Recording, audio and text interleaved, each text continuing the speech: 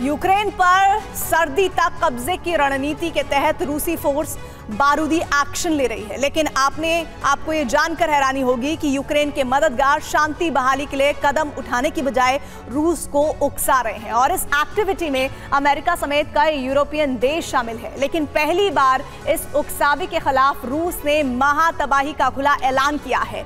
अब सबसे पहले किस नेटो सदस्य के खिलाफ होगी रूस की विनाशक कार्रवाई, देखिए इस रिपोर्ट में। ये महज एक ट्रेलर है। सच्चाई ये है कि महाविनाशक सीरीज के पहले चैप्टर की शुरुआत भी अभी बाकी है। फैलते जंग के दायरे को देखते हुए दहशत आशंका में सिमट जाती है, लेकिन इन वीडियोस ने आशंका से ऊपर सीधे विनाश के दर्शन कराए हैं, इसलिए कुछ भी नामुमकिन नहीं है। और आपको बिल्कुल भी ताज्जुब नहीं होगा कि बारूदी बवंडर के दूसरे सिरे पर शब्दों में रूस ने पहली बार यही ऐलान भी किया है।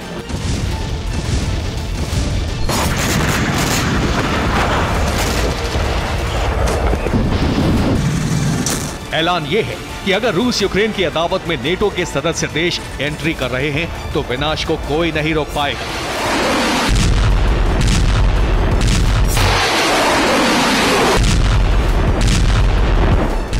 अगर यूक्रेन को हथियार देकर रूस के खिलाफ लड़ने के काबिल बनाने की कोशिश होगी तो यूक्रेन को तबाह करने में रूस बहुत ज्यादा समय नहीं गंवाएगा।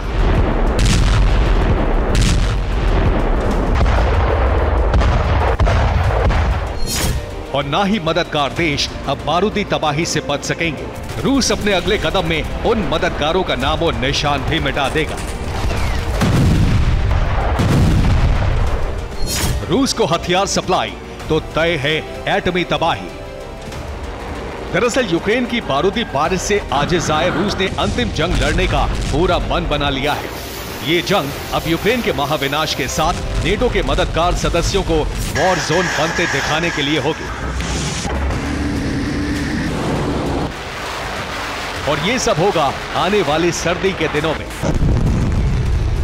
मुमकिन है कि रूस की इस रणनीति को जमीन पर उतारने वाला मिशन यूक्रेन को सरेंडर करने पर मजबूर कर दे।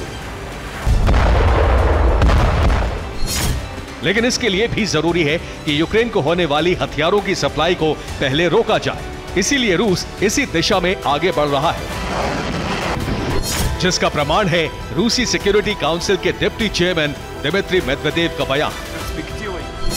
यूक्रेन को जंग में सरेंडर करने की जरूरत है। यूक्रेन के सरेंडर से ही शांति का रास्ता खुलेगा। लेकिन वॉशिंगटन यूक्रेन में शांति नहीं चाहता। ज़ेलेंस्की भी शांति के रास्ते से पूरी तरह दूर है।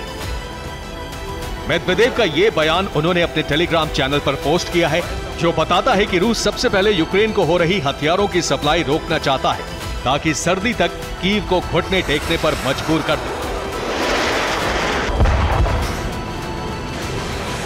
लेकिन दूसरी तरफ नेटो के सदस्यों ने भी तय कर लिया है कि रूस को यूक्रेन में तबाही का बवंडर उठाने के लिए मजबूर किया जाए। इसका प्रमाण है जर्मनी की तरफ से हुआ यूक्रेन को मदद का ऐलान।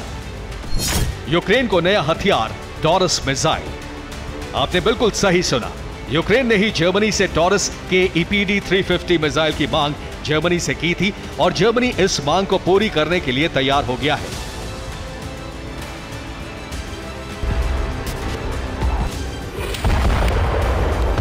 जिससे रूस के सर्दी वाले प्लान को पूरा करना मुश्किल हो सकता है।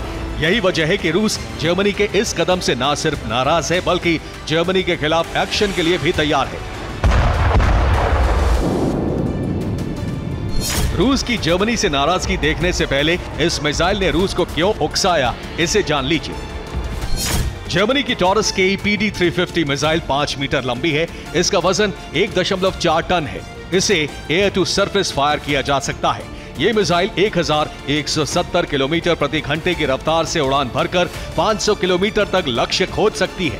इसके अलावा ये मिसाइल सिर्फ 35 मीटर की ऊंचाई पर उड़ान भरती है, इसलिए रेडार सिस्टम के लिए इस मिसाइल का पता लगा पाना असंभव हो जाता है। यानी तकरीबन आवाज की गति से उड़ान भरने वाली जर्मनी की टॉरस मिसाइल बेहद अत्याधुनिक हथियार है, जो जीपीएस टेक्नोलॉजी से रूस के अंदर भी लक्ष्य तलाश कर 400 किलोग्राम तक का धमाका कर सकती है। यही वजह है कि जर्मनी के खिलाफ रूस ने बारूदी तैयारी शुरू कर दी है। जवाबी कार्रवाई की तैयारी के तौर पर रूस ने अपनी सरमत 2 मिसाइल की तैनाती दिखा दी है। जी हां, 2022 में सर्विस में लाई गई सरमत 2 मिसाइल बेहद भारी इंटरकॉन्टिनेंटल बैलिस्टिक मिसाइल है। 35.5 मीटर लंबी और 3 मीटर व्यास वाली ये मिसाइल 208 टन वजन ढोने में सक्षम है। रूस की ये मिसाइल एक साथ 10 IMRV और 16 वॉरहेड लेकर उड़ान भर सकती है। सिर्फ इतना ही नहीं, यह मिसाइल थर्मोन्यूक्लियर वॉरहेड के साथ 18,000 किलोमीटर की उड़ान भरकर टारगेट हिट करने में भी सक्षम है। यानी रूस ने जर्मनी को बता दिया है कि उसे रोकने के लिए ऐसे हथियार का इस्तेमाल हो सकता है जो पूरी पृथ्वी का चक्कर लगाकर एक साथ 16 जगहों पर न्यूक्लियर धमाके कर सकता है। यानी जद में सिर्फ जर्मनी नहीं, पूरा यूरोप है। और ये इशारा दिया है रूस के वरिष्ठ जर्नलिस्ट व्लादिमीर सोलोवियोव ने। मतलब साफ है कि जर्मनी भी रूस के लिए अवैध देश है जिस पर हमले के लिए रूस स्वतंत्र है।